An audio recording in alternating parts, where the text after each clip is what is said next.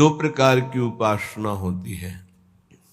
एक होती है अहम के द्वारा साधनों का अनुष्ठान करते हुए बहुत लंबे समय तक, एक जन्म, दो जन्म, 25 जन्म बीत सकते हैं, अहंकार का समर्पण होना, दृढ़ आश्रय होना साधना के द्वारा। इसमें बहुत जन्म लग सकते हैं, पर इसमें साधक को अपने अहम का विश्वास होता है, अपने साधन का विश्वास होता है, साधन का भरोसा होता है। और ये बड़े खतरे की बात है, क्योंकि संपूर्ण साधन को एक अपराध ही चौपट कर सकता है। वैष्णव अपराध, गुरुद्रोह, संत द्रोह, एक अपराध ही चौपट कर सकता है। एक है भगवत प्रेमी महात्माओं के संग से पहले ही आश्रय दृढ़ हो जाना, फिर साधन आश्रित होकर करना। ये बहुत कम समय में भगवत साक्षात्कार कराता है। सबसे पहला कार्य भगवत प्रेमी महात्माओं का आश्रय संग, उनके द्वारा सीधे इष्ट का आश्रय होता है। सुरतरु काम धेनु चिंतामणि भगवत रसिक अनन्य अली के, जो अनन्य सहचरी हैं, अनन्य शरणागत हैं, उनके लिए हमारी स्वामिनी किशोरी जी के श्री चरणारविंद कल्प वृक्ष हैं, कामधेनु हैं, चिंतामणि हैं। जो चाहेंगे वो प्राप्त करा देंगे गोरे चरणारविंद। वैसे तो आश्रय ले तो चाह ही मिट जाती है, पर अगर चाह करे तो श्री जी बहुत करुणामयी हैं। इनके चरणों का आश्रय मात्र सब कुछ प्राप्त करा देता है। पर अहंकारी कोई बात समझ में नहीं आएगी, उसको साधन जो 2-4-10 माला या जो भी किया, उसको उसका बल होता है। जो आश्रित संत कृपा से हुआ है, खूब भजन होता है, पर उसे भजन बल का आश्रय नहीं, उसे गोरे चरणारविंद का आश्रय है। जैसे हरिवंश महाप्रभु की कृपा से हरिराम व्यास जी को सीधे भगवद आश्रय मिला। बहुत साधन परायण थे, बहुत ग्रंथों का स्वाध्याय किए हुए थे, बहुत तर्क प्रवीण, शास्त्रार्थ में सदैव दिग्विजयी होने वाले। पर जब महाप्रभु की कृपा हुई तो आश्रय तत्व जागृत हुआ। कहां? श्याम श्यामा पद कमल संगी सिरनायो, भगवत प्रेमी महात्माओं के चरणों का आश्रय। उससे क्या हुआ कि उनके हृदय में सीधे श्री जी के चरणों का दृढ़ आश्रय हो गया। तो जो नित्य विहार में प्रवेश होता है वो साधन बल से नहीं होता है। नित्य विहार प्रेम तो बहुत उच्च कोटि की प्रेमावस्था है। साधारण भगवत प्रेम में भी यह गुण साधन ते नहीं हुई, तुम्हारी कृपा पाव कोई कोई। कोई कोई इसीलिए शब्द रखा गया है कि अहंकारी आश्रित नहीं हो पाता, उसका अहंकार आश्रय में बाधा पहुंचाता रहता है। और अहंकार मर्दन करने की पूर्ण सामर्थ्य केवल सदगुरुदेव में है। सदगुरुदेव की आज्ञा उल्लंघन करके मनमानी आचरण करने वाला कभी कोई लाभ प्राप्त नहीं कर पाया आज तक। वो केवल लगता है, संतोष होता रहता है अहंकार के कारण कि हम ठीक चल रहे हैं। जब आश्रय दृढ़ हो जाता है तब जो निरखत नित्य विहार पुलकित तन रोमावली आनंद नयन सुधार, यह जो कृपा हरिवंश की, ये भगवत रसिक अनन्य अली के, जो लली के चरणारविंद के अनन्य अली हैं, उनको ये रस प्राप्त होता है। अनन्यता, आश्रय, ये दो बहुत जोर की सिद्धि है। अपने इष्ट का अनन्य हो जाना, बड़े महाभागवत हैं सृष्टि में, प्रभु के विविध नाम रूपों के। हम उनके सुख के लिए जय बोलेंगे, और हमारा हृदय, हमारी जबान, हमारा रोम रोम राधा राधा बोलेगा। वो हमसे कीर्तन करवाना चाहें तो हम राधा राधा ही बोलेंगे, हमारी अनन्यता है। पर ये उपासक में नहीं देखने को मिलता। कोई कितना महान है, पर हमारे श्री जी के गोरे चरणारविंद से बढ़कर है, जिनसी चरणों की महावर की रचना स्वयं अखिल कोटि ब्रह्मांडों के स्वामी प्रभु करते हैं। उन चरणों की हम ठसक वाले हैं, और ऐसे आचार्य की शरण में है कि रसना कटो जो अन रटो, निरखी अन फुटो नयन। केवल गाने के लिए दोहा है क्या? अनन्यता, भगवत रसिक अनन्य अली के, और साधन पक्ष का जीवन भर अनुष्ठान करने वाले महापुरुष के वचन काशी में, चंद्रलोक तक मेरी गति है। चंद्रमंडल नहीं, चंद्रलोक तक। ये जो यहां कहा जाता है चंद्रलोक गए, चंद्रलोक सिद्धों की सामर्थ्य नहीं, यंत्रों की सामर्थ्य नहीं है।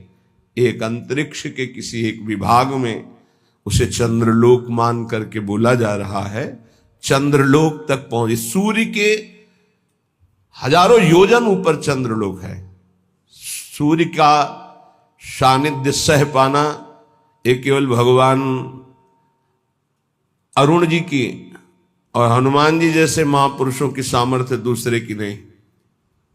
भस्म हो जाएंगे। कोई भी यंत्र, कोई भी पांच भौतिक सामर्थ्य नहीं रखता कि सूर्य के तेज के सामने टिक सके। उसके ऊपर चंद्रलोक है। उन्होंने अंतिम समय संत सभा आसपास बैठी थी, तब उन्होंने कहा कि मेरी गति तो चंद्रलोक तक है, पर मुक्त होना मोक्ष पद ये भगवान विश्वनाथ जी के हाथ की बात है। वो कृपा करें तो मोक्ष हो जाए, लेकिन मैं देख रहा हूं इस समय मेरी गति केवल चंद्रलोक तक है। बहुत बड़े साधन परायण महापुरुष की बात कह रहे हैं। साधना की सामर्थ्य नहीं है। साधना किया जाता है असाधन मिटाने के लिए, समय को सार्थक करने के लिए, और प्रियालाल की प्राप्ति होती प्रियालाल की कृपा से। जब उपासक का आश्रय दृढ़ होता है तब ये बात आती जो हरिराम व्यास जी कह रहे, काहू के बल भजन को, काहू के आचार, व्यास भरोसे कुंवर के सोवत पांव पसार। भरोसा, विश्वास, दृढ़ आश्रय ये दुर्लभ गति प्रदान करता है। दुर्लभ गति। अहंकारी कितनी साधना करेगा, पर अहंकार उससे ऐसा अपराध करवा देगा, गुरुद्रोह, संतद्रोह, वैष्णवद्रोह, जिससे उसका सब किया कराया चौपट और दुर्गति पक्की। इसीलिए गुरु सेवा तज करें जबान, यह है अधर्म, यह है सब हानि। सेवक जी महाराज ऐसे नहीं लिख रहे हैं। भगवत रसिक अनन्य लीगे, अनन्यता। गीता जी में श्री भगवान बहुत बार अनन्यता की बात कह रहे हैं।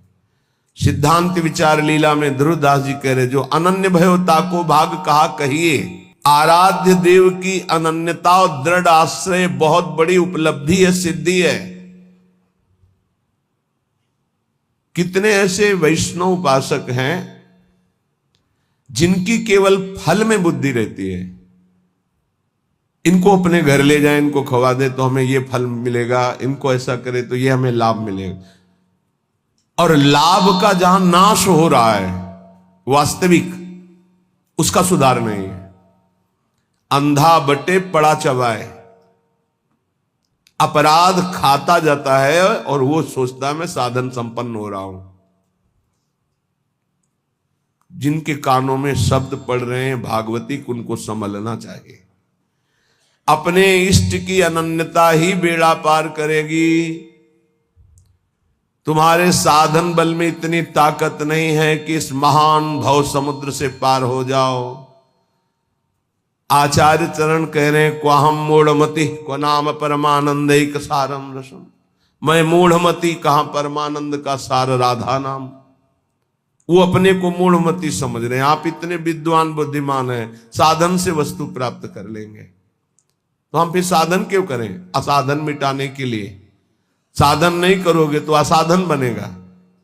लाभ किससे मिलेगा? प्रियालाल की कृपा से, आश्रय से। बात समझना है बड़े महापुरुषों की, बहुत जल्दी लाभ हो जाएगा। ये समझ में नहीं आती सबके। बिगड़ी जन्म अनेक की अब ही सुधरे आज, हो ही राम को, हो गया हमारा काम। भगवत प्राप्ति पक्की होगी, हो ही राम को। अब समय कैसे व्यतीत करें? नाम जप, गलती ना हो, इसलिए तज कुसुमाज, गंदी बातें छोड़ो, नाम जप करो। इससे समय तुम्हारा सार्थक होगा। गति तुम्हारी प्रभु के होने से होगी। मेरी प्रियाजू, मेरे श्यामाजू, मेरी लाडली जू। ये बात समझ में नहीं आती, ये नहीं समझ में आती। दान पुण्य समझ में आएगा, तीर्थ स्नान, परिक्रमा, साधु सेवा, ये समझ में आएगा, क्योंकि इससे मुझे लाभ मिल रहा है। क्या? अहम को सुख मिल रहा है। मैं प्रति महीने इतना देता हूं, मैं प्रति महीने ये दान करता हूं, मैं ये करता हूं, ये करता हूं। ये हुआ अंधा बटा, और अहंकार रूपी पड़ा चबा रहा है, तुम्हारी समझ में नहीं आ रहा। खाली हाथ मलिनता की मलिनता बनी रहेगी। जिनको कृपा का परिचय मिला वो करे सबे अंग गुणहीन हो।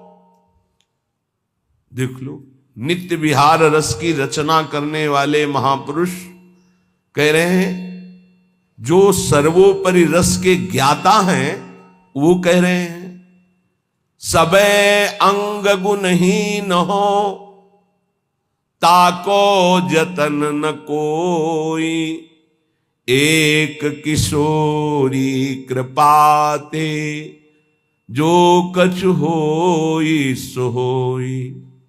समस्त साधनों से हीन हूं, कोई दैवी संपदा का कोई गुणाभिमान नहीं। कैसे महापुरुष हैं? सबे अंग गुणहीन। मुझ हीन की गति तो केवल लाडली जू है, लाडली जू की कृपा है बस।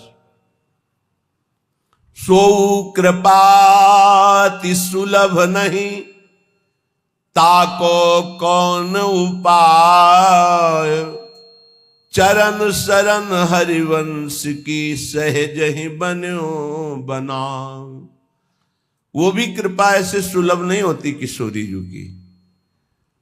बोले हमारा तो सब सहज बनाव बन गया, हित सजनी स्वरूपा हरिवंश महाप्रभु की शरण मिल गई, तो श्री हरिवंश कृपा हुई तो लाडली जी की कृपा बरसने लगी। किसके ऊपर? जो सबे अंग गुणहीन हो, किंचन मात्र अहंकार नहीं।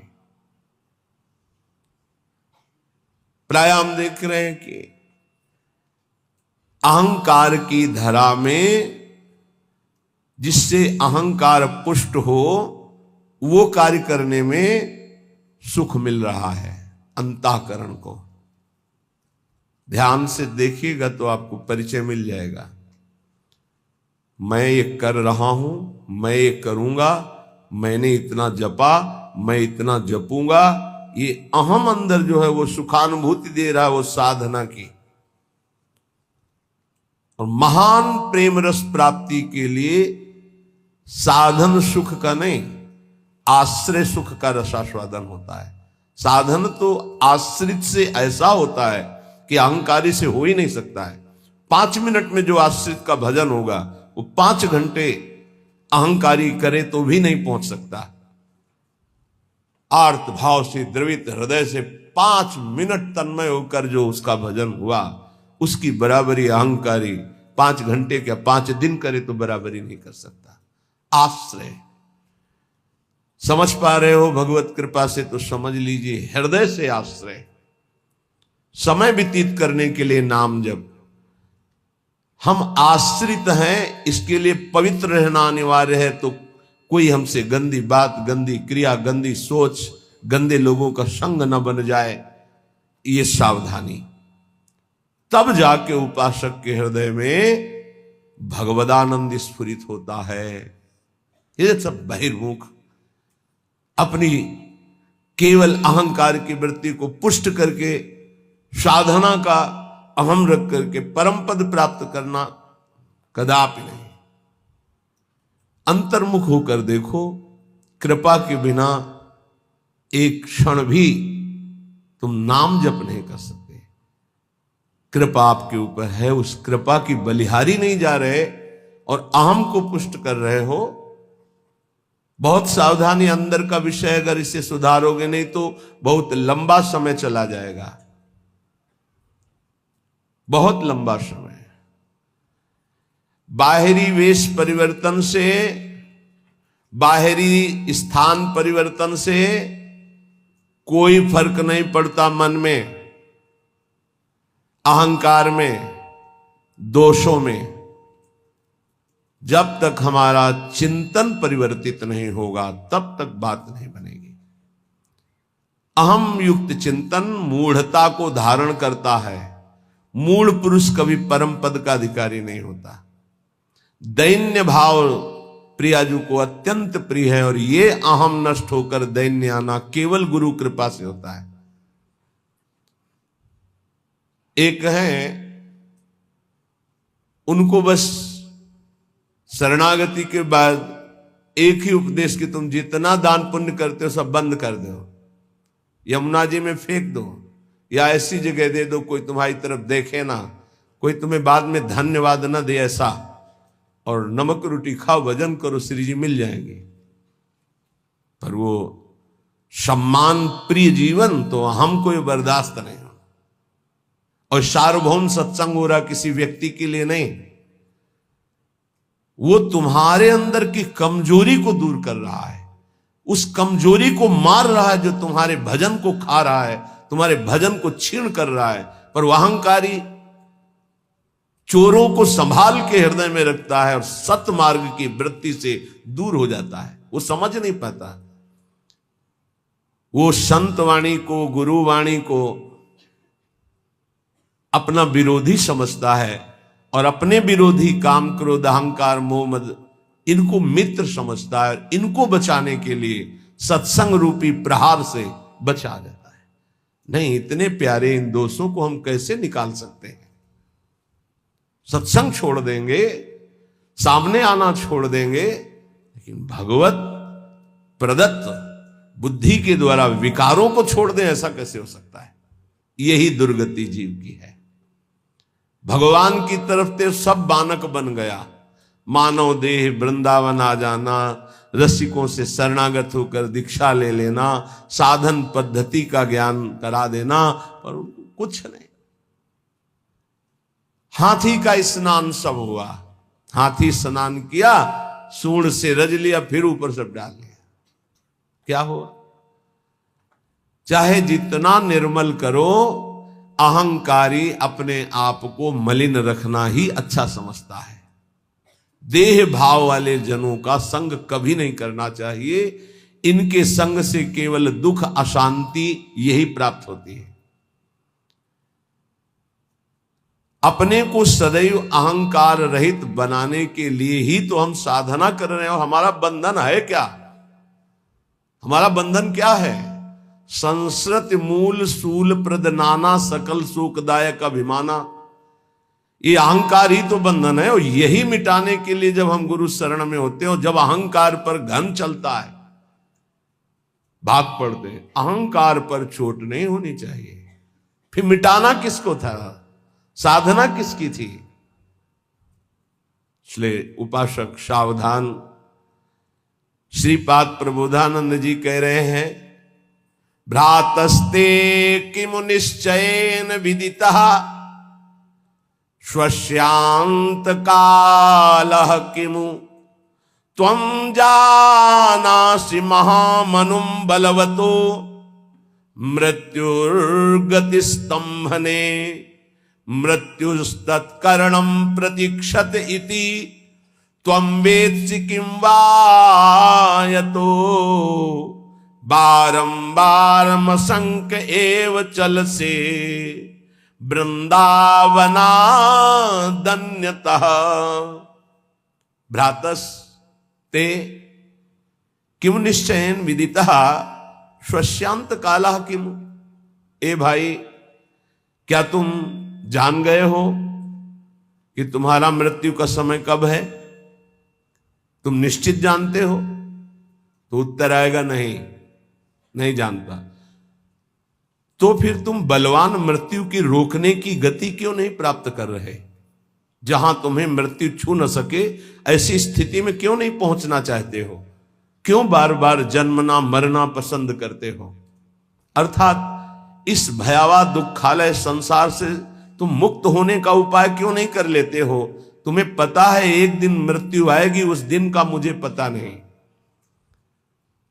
हे भाई, तू बलवान मृत्यु को रोकने का उपाय क्यों नहीं कर रहा? क्या उपाय? रोकने का क्या उपाय? हमारी जो शरीर से तन्मयता है, तन्मयता हट जाए और प्रभु में तन्मयता हो जाए, तो जैसे सांप ने आक्रमण किया, कपड़ा उतार के फेंक दिया, वो उसी को काट रहा है, मेरे ऊपर कोई फर्क नहीं पड़ा। ऐसे ही हमारा कपड़ा है ये स्थूल देह, केवल स्थूल देह पर प्रहार होता है मृत्यु का। सूक्ष्म देह कारण और जीवात्मा ये पुनः नए शरीर को धारण करते हैं, स्थूल छूटता रहता है। श्रीपाद कह रहे हैं, जब तुम्हें अपनी मृत्यु का पता नहीं हो, मरोगे, तो तुम उपाय क्यों ऐसा नहीं कर लेते जिससे मृत्यु तुम्हें स्पर्श न कर पावे? जब तुम्हारी मृत्यु होगी तो तुम्हारा कुछ नहीं होगा इस मृत्यु लोक का। तो अपनी श्वासें ऐसी जगह क्यों नष्ट कर रहे हो जहां कुछ तुम्हें नहीं मिलेगा? कई बार प्रार्थना की है, मानो आपको एक ऐसे देश भेजा जाए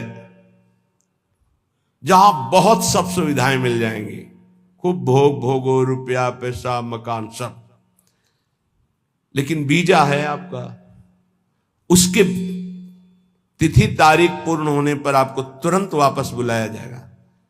जब वहां से वापस बुलाया जाएगा तो कुछ नहीं, कपड़ा भी उतरा लिया जाएगा। बोलो, ऐसे देश में रहना पसंद करोगे जाना? विचार करके देखो, कपड़ा भी उतरा लिया जाएगा, फिर देश से बाहर निकलो।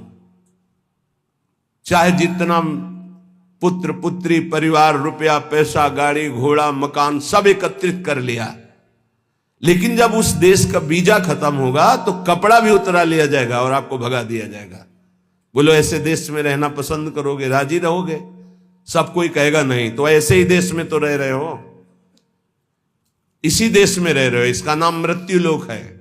हर सुविधा, हर विधान, हर आपका किया हुआ संकल्प कार्य सब का सब आपका यहीं रह जाएगा। ये कपड़ा भी उतरा लिया जाएगा, स्थूल शरीर भी यहीं भस्म कर दिया जाता है, इसको भी नहीं ले जा सकते, छोड़, इसको भी छोड़ करके सूक्ष्म शरीर, कारण शरीर और जीवात्मा, ये पुनः आगे पुनरपि जननम पुनरपि मरणम पुनरपि जननी जठरे शयनम। आप विचार करो कि आप बुद्धिमान हो। यदि परम कृपालु प्रभु का आश्रय लेकर नाम जप नहीं कर रहे और विषय भोगों में, नाना प्रकार की धन संपत्ति में, नाना प्रकार के व्यवहार बढ़ाने में अपना समय नष्ट कर रहे हो, तो तुमको ये ध्यान रखना चाहिए कि तुम इस देश में हो, मृत्यु लोक में हो, जहां से भगाया जाएगा वीजा खत्म होने पर, श्वास पूरी होने पर। तो आपका शरीर भी आपके साथ नहीं होगा, कपड़ा तक उतरा लिया जाएगा। ये शरीर हमारा कपड़ा है, वशांश जीर्णानि यथा विहाय, इसे कपड़ा ही कहा है भगवान ने। क्या बुद्धिमान हो तुम? इतना दिव्य मानव देह मिलने के बाद कमा के क्या जा रहे हो? पाप और पुण्य की पोटरी लेकर फिर वही दुर्गति। इसलिए भाई, मृत्यु तुम्हारा इंतजार नहीं कर रही।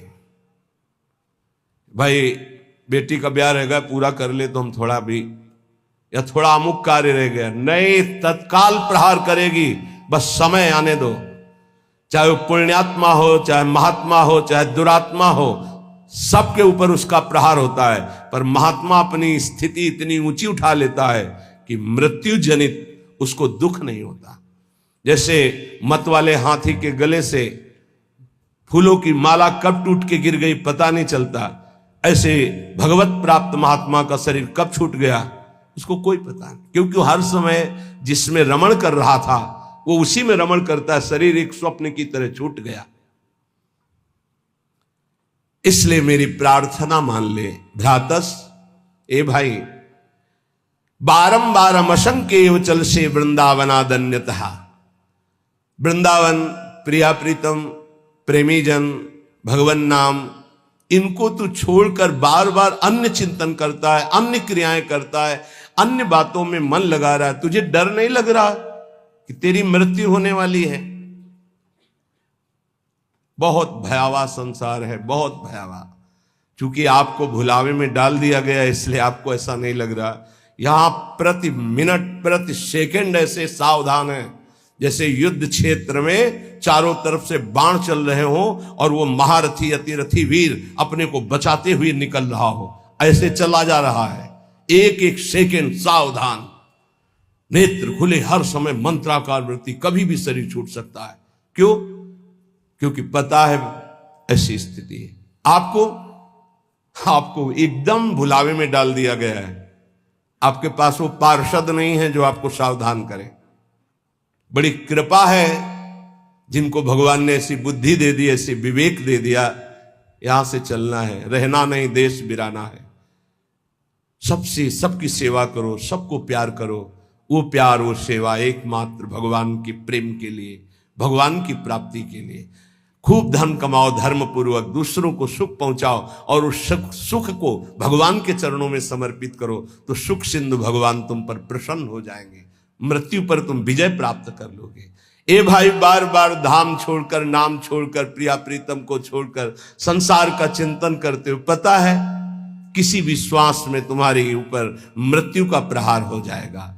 इसलिए कृष्णानंद रसाम्बुधे परतरम सारम विचित्रोज्ज्वला कारम पारगतैरपि श्रुति शिरो वृंदस्य नेक्षम मनाक श्री वृंदा विपिनम सुदुर्लभतरम प्रत्यासमासाद्य भो क्षुद्रासा कुपी साचिका वशगतो वम भ्रम्य से किम बही।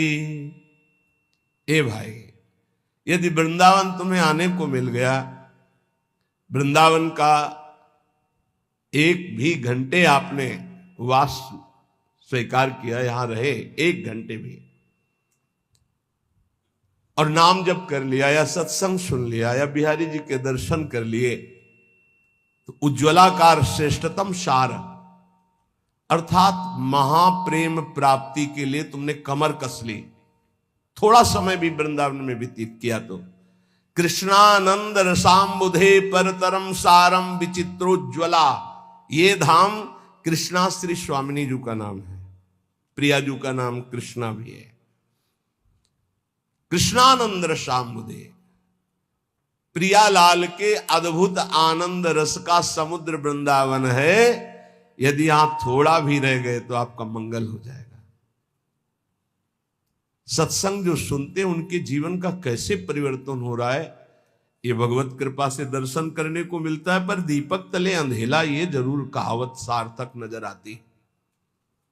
दूर से सुनकर परिवर्तन इतनी जोर का होता है, पर नजदीक में ये समझ में नहीं आता। धाम वास करते हैं तो इनको इतना कुसंग का प्रभाव पड़ जाता है कि सत्संग फीका हो जाता है, और कुसंग में रहते हैं और सत्संग का इतना प्रभाव कि कुसंग का त्याग करके वो भगवत मार्ग में आगे बढ़ रहे हैं। कल एक सज्जन जीवन में ऐसे बोले, आपने कहा कि धाम आए और 3 दिन रुके, पहले दिन जल पान करे, दूसरे दिन फल, तीसरे दिन एक बार अन्न, वही कर रहा हूं, धाम आया हूं, ऐसा बड़ा सुख मिलता है। धृष्टता की हद हो गई है।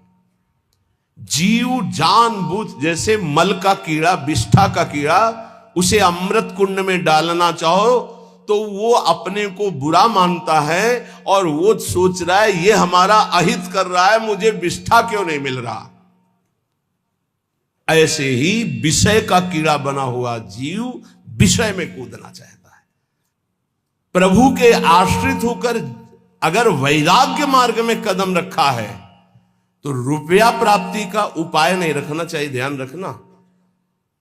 नहीं, बहुत कुछ हो सकता है। माया आपको पुनः उसी जगह स्थापित कर देगी जहां से निकलना चाहते हो। एकमात्र भगवत भरोसा, जितना कमा लिया, इसके बाद बंद। अगर धामवास करके हम भगवत आश्रय ले लिए तो नमक रोटी खाएंगे बस। अब हमारा उद्देश्य केवल भजन रूपी धन एकत्रित करना है। जो बेचारे रिक्शा चला करके जीवन गुजारते हैं उनको हम प्रणाम करते हैं। ये धामवास करते हैं, अर्थ की व्यवस्था नहीं, इधर उधर झोपड़ी, इधर उधर कार्य करके रह रहे हैं, पर रिक्शा चलाते हैं। समय से दिनचर्या में है, देख रहे हैं हम।